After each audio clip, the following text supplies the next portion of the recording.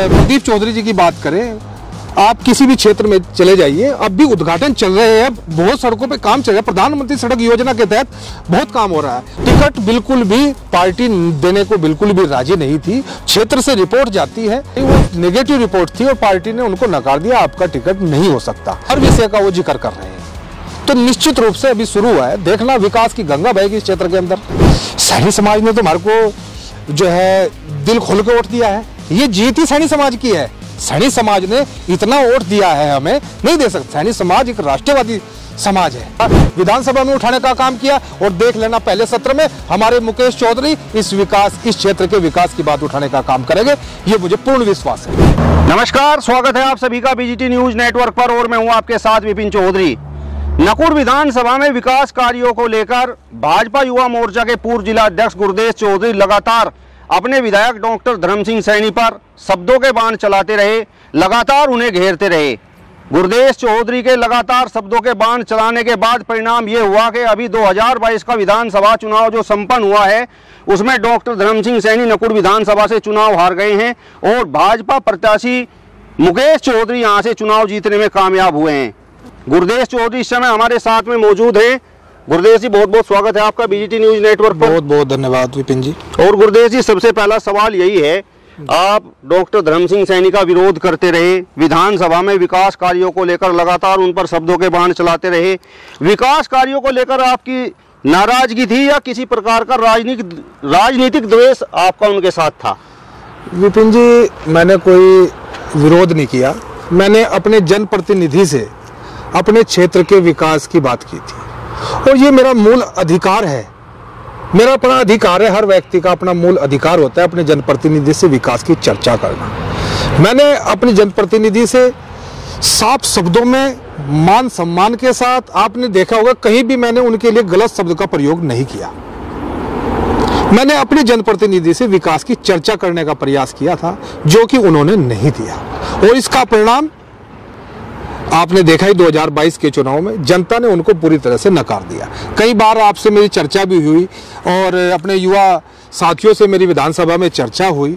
सचमुच में हमारा क्षेत्र विकास से पिछड़ा हुआ क्षेत्र था हमारे, और 2 बार के मंत्री भी माननीय धर्म सिंह सैनी जी इस क्षेत्र में रहे हैं, कोई भी महत्वपूर्ण विकास नहीं हो पाया। आखिर कब तक हम जाति और धर्म के नाम पर वोट देते रहेंगे? मेरा सिर्फ अपने जनप्रतिनिधि से सवाल था, मैंने कोई विरोध उनका नहीं किया। एक शब्द भी उनके मान सम्मान में कोई गलत शब्द का प्रयोग मुझे अपने जनप्रतिनिधि के लिए नहीं किया। ये विकास की अलग थी और ये जो युवाओं की अलग थी, उस अलग को उस परमात्मा ने स्वीकार करते हुए इस बार परिवर्तन दिया है। लेकिन गुरदेश जी, सवाल तो ये है कि आप विधायक जी पर शब्दों के बाण चलाते रहे। यहाँ से यदि मैं पिछले कुछ वर्षों की मैं बात करूँ तो बाबू हुकुम सिंह जी यहाँ से सांसद थे और वर्तमान में प्रदीप चौधरी सांसद थे, तो विकास कार्य कराने का अधिकार तो सांसद का भी होता है, आप केवल विधायक को कटघरे में खड़ा करते रहे। मैं विपिन जी आपको बता दूं, आपको पता है सांसद की निधि कितनी निधि है? क्या निधि होती है सांसद की? विधायक की क्या निधि होती है?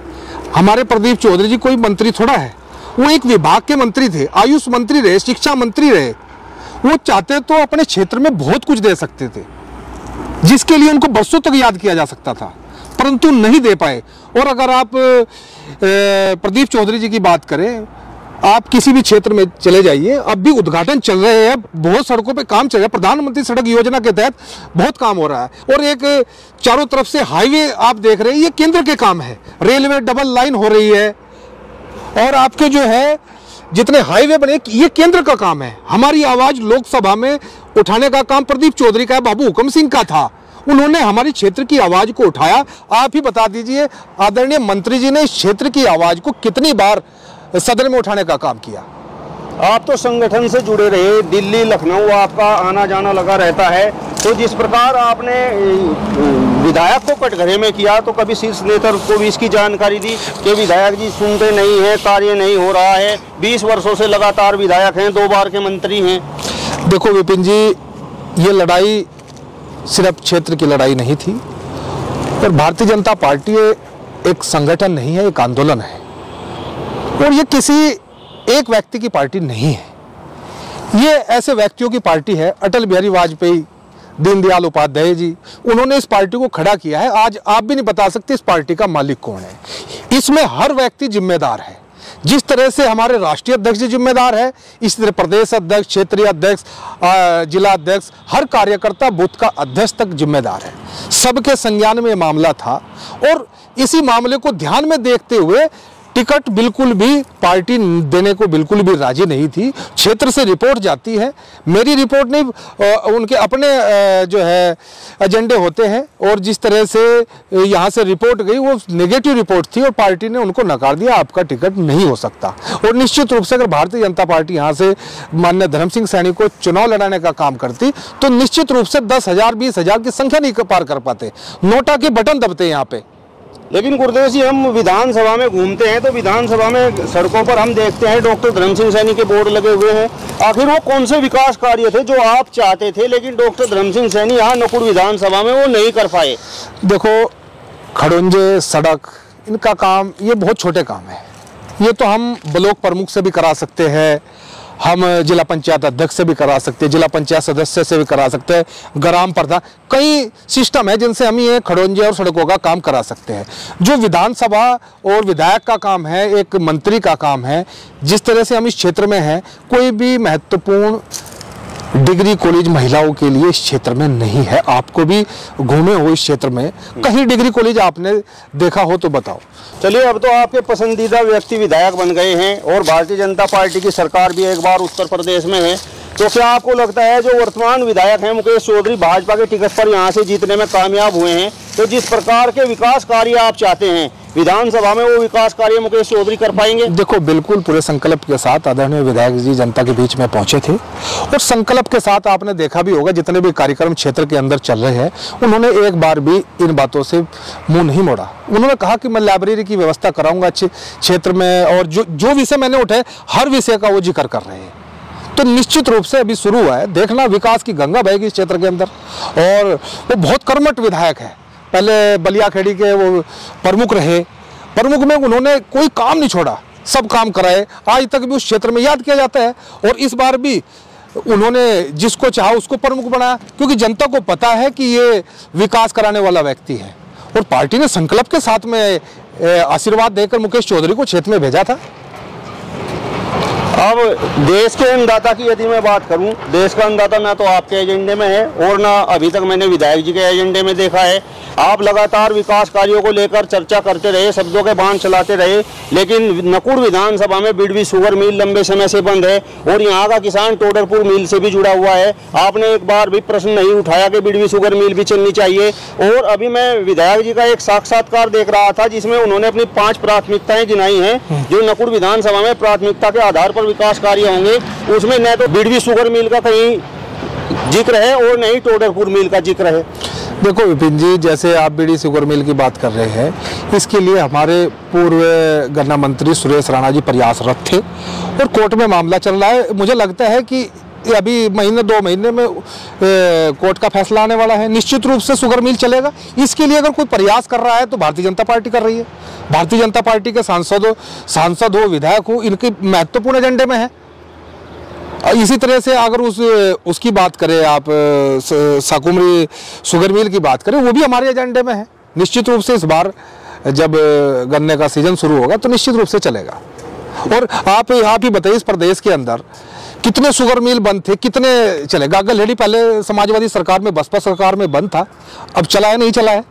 तो ऐसा नहीं है, बहुत शुगर मिल बंद थे जो मेरे ख्याल से, मैं सही संख्या तो नहीं बता सकता, पर लगभग 50 से 60-70 शुगर मिल चलाए गए हैं बीजेपी सरकार के अंदर। और रही बात विकास की, आप देखिए किसानों के लिए किसान धन योजना की व्यवस्था की गई है। किस सरकार ने की? हमारी सरकार शुरू से ही किसान के हित में रही है। किसान क्रेडिट कार्ड किसने चलाया? तो भारतीय जनता पार्टी कार्यकाल में चला ना विपिन जी। अब यहाँ की बात आप करिए। निश्चित रूप से अब हमारे किसान, हम जिस क्षेत्र से आते हैं ये पॉपुलर से जुड़ा हुआ क्षेत्र है और हमारी मांग होती थी समाजवादी सरकार में, बसपा सरकार में, कि हमारा जो पॉपुलर है उसका सही दाम हमें नहीं मिल पाता। आज आप पता करिए, 1500 1550 रुपये क्विंटल आपका पॉपुलर जा रहा है और आपका सफेदा 900 रुपये क्विंटल जा रहा है, किसको लाभ हो रहा है? तो ऐसा नहीं है, पूरा वचनबद्ध है सरकार और किसानों के हित में पहले भी फैसले लिए हैं और अब भी फैसले लेंगे। गुरदेव जी, अब मेरा एक आपसे बहुत चुभता हुआ सवाल है, आप विधायक जी का विरोध केवल विकास कार्यों के लिए कर रहे थे या आपको इस बात की दिक्कत थी कि डॉक्टर धर्म सिंह सैनी लगातार 4 बार यहाँ से विधायक हैं और सैनी समाज से हैं? नहीं, सैनी समाज ने तो हमारे को जो है दिल खोल के वोट दिया है, ये जीत ही सैनी समाज की है। सैनी समाज ने इतना वोट दिया है, हमें नहीं दे सकता। सैनी समाज एक राष्ट्रवादी समाज है, ऐसा नहीं है धर्म सिंह सैनी कोई सैनी समाज के नेता नहीं है। सैनी समाज के नेता जसवंत सैनी जी है, जिसको पार्टी ने मंत्री बनाया है, राज्य मंत्री का दर्जा दिया है, बिना चुनाव लड़े एमएलसी के थ्रू उनको विधानसभा भेजने का काम किया, विधान परिषद। तो सैनी समाज हमारे साथ में था और हम ये जीत अपनी जीत नहीं मान रहे हैं।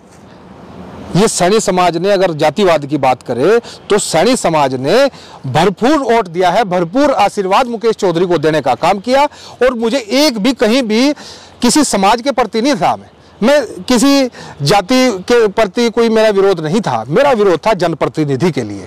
जनप्रतिनिधि से 20 साल में क्या आप ही बताइए, क्या विकास होना चाहिए था कि नहीं होना चाहिए था? विकास की बात होनी चाहिए थी कि नहीं? आप देखिए, गूगल पे सर्च करिए, हमारे विधायक जी ने कितनी बार विकास का मुद्दा विधानसभा में उठाने का काम किया। और देख लेना, पहले सत्र में हमारे मुकेश चौधरी इस क्षेत्र के विकास की बात उठाने का काम करेंगे, ये मुझे पूर्ण विश्वास है।